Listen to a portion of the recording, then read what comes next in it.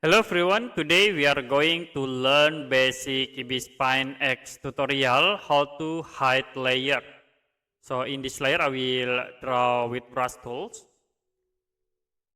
And the next you can create new layer. I will draw with black color. And I will create the third layer. We draw with blue color. As example, if you want to hide this blue layer, you can click at these icons to hide, like this. So I will hide again the red layer. You can click this icon to hide.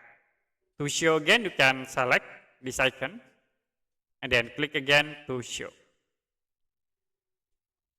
Okay, that's it for a basic Ibis X tutorial, how to hide layer. If you have any question about tutorial, you can comment below this video.